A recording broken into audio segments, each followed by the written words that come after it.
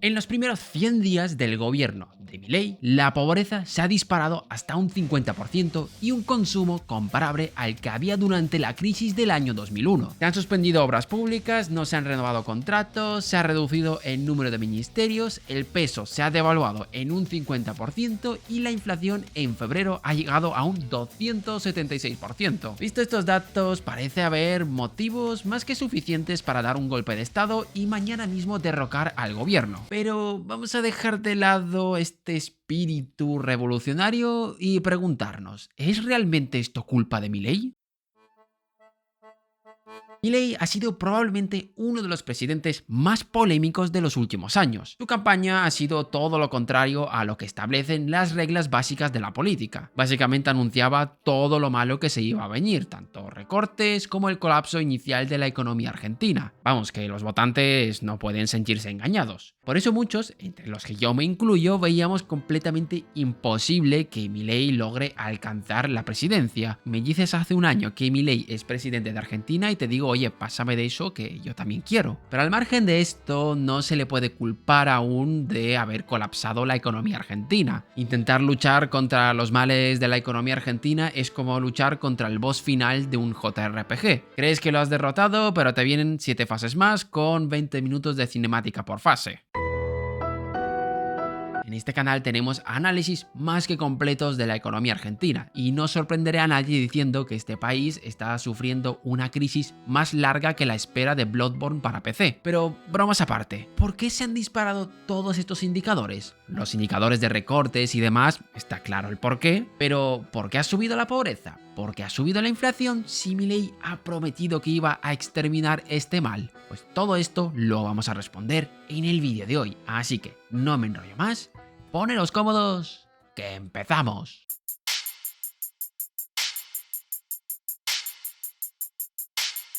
Para ver si podemos achacar la culpa a Milei, debemos hacernos una pregunta bastante básica. ¿La pobreza ha empezado a subir antes de la llegada de Milei o justo con la llegada de Milei? Es decir, si ha llegado Milei y justamente la pobreza se ha disparado, podemos decir, oye, aquí pasa algo. Pero si algo estaba subiendo desde antes de la llegada, hay razones para dudar de esta afirmación. ¿Cuál es la respuesta? Bueno, salgamos de dudas. Así es, la pobreza iba en aumento desde el año 2021, haciendo que Milei no haya provocado ningún cambio en la tendencia. Y sobre la inflación, más adelante iremos con esto, pero me alegra saber de que la llegada de Milei ha hecho a muchos darse cuenta que Argentina tiene un serio problema con la inflación. Mejor tarde que nunca. Pero sarcasmos aparte, esta espiral inflacionaria es causada por el descontrol de la política fiscal de Argentina, haciendo uso abusivo de las famosas... Joder, macho, otra vez. Haciendo uso abusivo de las famosas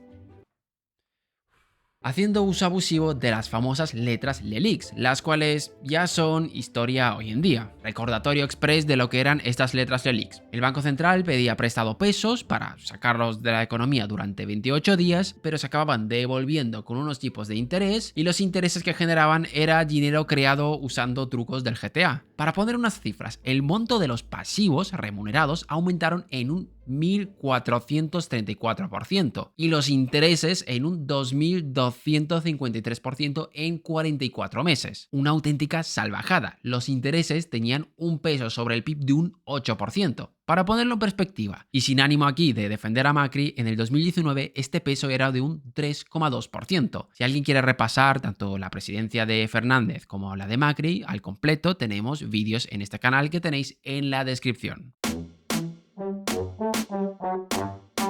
Esta herencia ya de por sí hace que el nuevo gobierno tenga que lidiar con enormes presiones sobre los precios, ya que esta bomba de pesos te condiciona. Pero hay otra cosa que sí que hizo Milei y disparó los precios, pero es debatible si esto puede ser criticable o no. Ahora me explico. La supresión de los controles de precios hizo que estos se disparen ya que realmente estaban comprimidos, es decir, más bajos de lo que eran realmente, generando por su parte distorsiones en la oferta. Y esta supresión tuvo efectos mixtos. Por un lado, los medicamentos aumentaron 40 puntos porcentuales más que la inflación general, lo que provocó una descomunal caída de las ventas. Pero es lo que hemos dicho antes, no es que los precios de estos bienes se hayan incrementado, sino que ese era el precio de mercado y convergieron hacia él una vez se eliminaron estas distorsiones en el sistema de precios. Pero por otro lado, puede haber tenido efectos positivos sobre la oferta. Según el portal Argenprop, la oferta de vivienda en alquiler en Buenos Aires casi se ha duplicado, llegando a 77.000 metros cuadrados, su nivel máximo en 7 años. Y el precio de la vivienda ha subido mucho menos que la inflación, lo que significa que el coste real de alquilar una vivienda se ha abaratado de forma sustancial, aproximadamente un 22% en términos reales.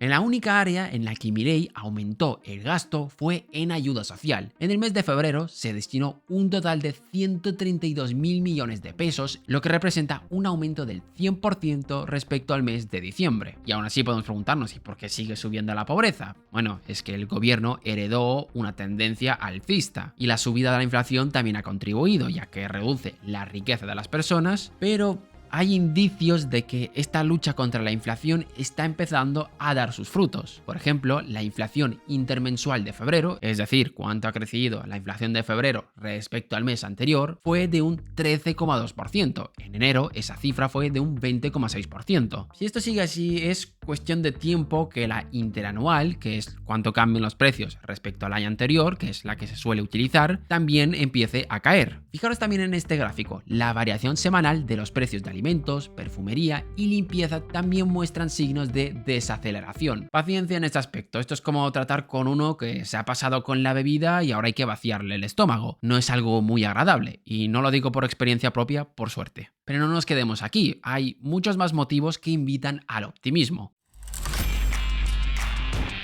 En febrero, Argentina alcanzó su segundo superávit fiscal valorado en 397 millones de dólares. Esto está logrando eliminar el principal impulsor de la inflación, el déficit fiscal, como ya hablamos en este vídeo que os dejamos en la descripción. Además, esto ha provocado algo insólito en la economía argentina, que se reduzca el riesgo de país, haciendo que Argentina tenga que pagar menos por su deuda. Según el índice elaborado por JP Morgan, el riesgo de país ha descendido en unos 1.580 puntos, marcando mínimos de 2 años. Por otro lado, y esto lo podemos considerar un efecto positivo de algo negativo, y va a sonar bastante polémico, lo sé, pero como ha caído el poder adquisitivo de los argentinos, cosa que implica un menor consumo privado, que da como consecuencia una reducción de la demanda de bienes extranjeros, es decir, una caída de las importaciones, pero a la vez esto hace que las exportaciones, es decir, las ventas al exterior, o se mantengan o aumenten. ¿Qué tenemos como resultado? Un superávit comercial valorado en 1.438 millones de dólares. Esto en febrero de este año, representando un incremento de un 581% respecto al mismo mes del año pasado.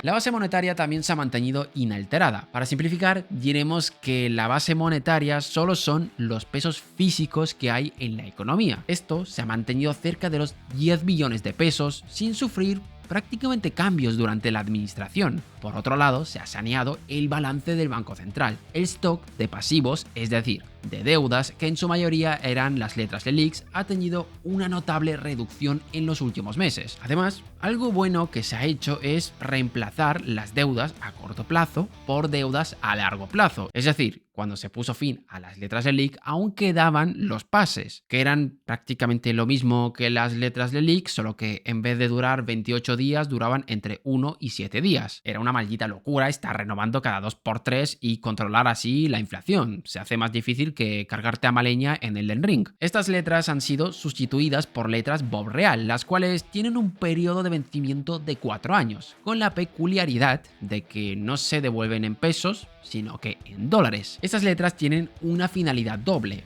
Una, sanear la deuda de los importadores, y dos, sacar pesos de la economía a cambio de dólares, para así tener las cosas más fáciles para una hipotética dolarización de la economía. Hablando de dólares, también hubo avances bastante significativos en esto.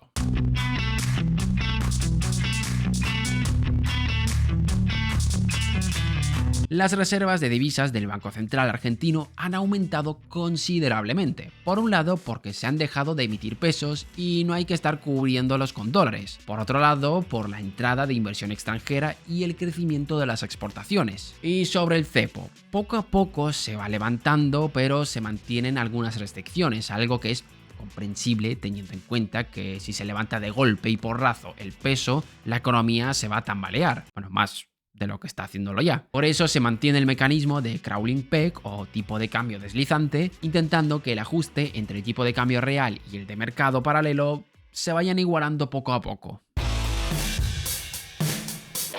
Por tanto, sí, bajo la administración de Milei se ha disparado la pobreza y la inflación, pero como hemos visto en este vídeo no tiene responsabilidad directa de ello, y si la tiene es porque no queda otra. La economía argentina se va a comportar de una forma muy extraña en los próximos meses, ya que se están haciendo cambios muy profundos en ella. Aún es pronto para valorar en su totalidad el gobierno de Milei. Recordemos que lleva poco más de 100 días en el gobierno e indicadores como pobreza o inflación tardarán en ajustarse, como hemos visto en más de una ocasión en este canal. Pero bueno, como ya hemos hablado en muchas ocasiones, la historia económica argentina es una tragicomedia. Pero bueno, hacer que el FMI o JP Morgan vean con buenos ojos las reformas ya es un logro del que muy pocos pueden presumir. Pero al margen de esto, y ya como valoración personal, sí que debería intentar en la medida de lo posible focalizar el gasto público en ayudas sociales por dos motivos básicamente. Uno, el más evidente, ayudar a los sectores más vulnerables, y dos, ganar el relato. Milei, por razones más que evidentes, está en el punto de mira de la prensa y debería reducir todo lo posible los daños colaterales que vayan a generar sus políticas, de cara a una posible reelección o que el relato cale en la población y se desestabilice el gobierno. ¿Y vosotros, qué pensáis sobre los primeros 100 días de Milei? Os leemos en los comentarios. Gracias por vernos un día más y nos vemos en el próximo vídeo.